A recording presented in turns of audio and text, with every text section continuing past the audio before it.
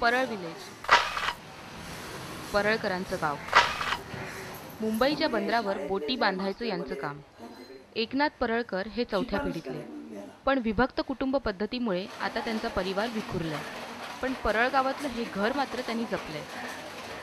आता आम्ही काय म्हणतो, तुम्ही डेव्हलपमेंट करू नका, पण आमची जागा आम्हालाच द्या. 150 वर्षापेक्षाही जुन्या या घरातील दगडांच्या भिंतीवर रंग चढलेत. शेणाच्या जमिनीवर लाद्या लागलेत. दिवे लावण्याच्या कोनाड्याची जागा आता शोपीसनी घेतलीय.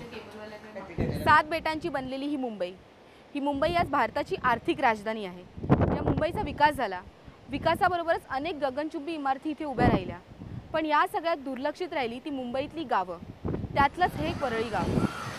कोळ्यांची वस्ती असलेलं हे वरळी गाव मुंबईचं एक टोक.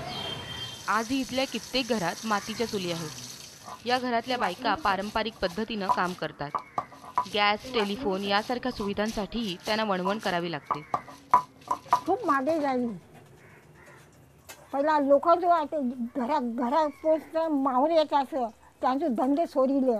जी डेव्हलपमेंट स्कीम आहे ही या ठिकाणी न आल्यामुळे आज जो वरळी गावामध्ये जो आमचा रस्ता आहे हा गेल्या 25 वर्षापूर्वी होता त्या स्थितीमध्ये आहे.